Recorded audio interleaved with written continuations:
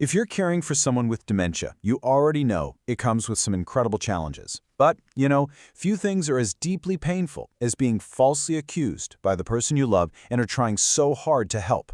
So today, we're going to break down why this happens and give you a real compassionate toolkit for how to respond. All right, let's get into it. Hearing something like this, or maybe it's, "You're trying to poison me," or "You won't let me leave." It's just a gut punch, isn't it? It can leave you feeling completely heartbroken, totally exhausted, and just so misunderstood. But listen, if there is one single thing you take away from this today, please let it be this. This is not a personal attack. This is a symptom of a disease that is literally changing the way their brain works. It is the disease talking, not the person you love. So to really figure out how to respond in these moments, we first have to understand what's going on inside their mind. Why do these accusations feel so incredibly real to them? Well, the clinical reason behind these painful moments often comes down to something called delusions. And these aren't just, simple misunderstandings. They are a direct symptom of the damage that dementia is causing to the brain. So what exactly is a delusion? It's a powerful, completely unshakable belief in something that just isn't real. And here's the tough part. No amount of proof or logical argument is going to change their mind, because their brains simply can't process that kind of information anymore. And this right here, this visual just captures that disconnect perfectly. In our reality, the actual reality, a caregiver is there trying to help. But in their brain's reality, things look very different. Memory loss creates these big gaps. Confusion makes the world feel chaotic and scary. And all of that brews a deep sense of fear. Their brain, just trying to make sense of it all, starts filling in the blanks, and the story it creates is often one of paranoia. A wallet isn't just missing, it must have been stolen. Okay, so we've got a handle on the why now. Let's pivot to the how. We're going to walk through 8 expert-backed strategies to help you get through these moments with more compassion and hopefully a lot more calm. Think of this as your practical toolkit. First up, and this is the absolute foundation for everything else, you have to try not to take it personally. Just keep reminding yourself this is about their brain, not your actions. That makes it easier to move to number 2. Resist that urge to argue. You just can't win a fight with logic here, and trying is only going to escalate things. Instead, you're going to focus on 3 and 4, which are all about bringing the temperature down.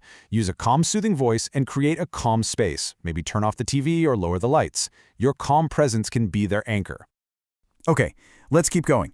These next 4 build right on that foundation of calm. Number 5, keep your answers simple. Long, complicated explanations are just going to add to their confusion. Now, number 6 is a really powerful 1-2 punch. You validate their feeling, and then you distract. We're going to break that down in just a second. Then there's number 7, which is just a super practical tip. If they're always losing their keys or wallet, having a duplicate on hand that you can magically find can be an absolute lifesaver. And finally, number 8, and we'll come back to this because it's so critical, seek support. You can't and you shouldn't do this all by yourself.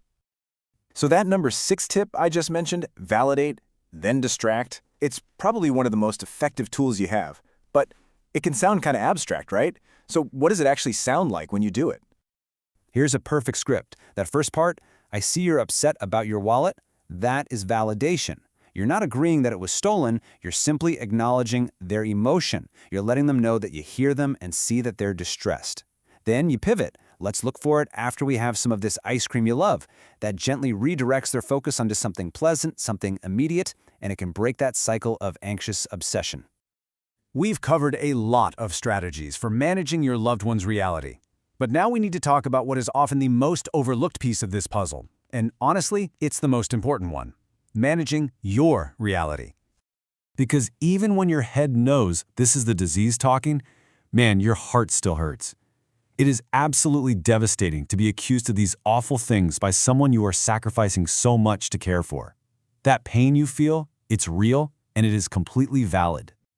When you're in the thick of it, it is so easy to feel completely alone, like you're on an island and you are the only one in the world dealing with this. But the truth is, you are one of millions. You are just one person, but you're part of this huge, invisible community of caregivers going through the exact same painful moments. You are not alone. And that right there, that is the power of seeking support.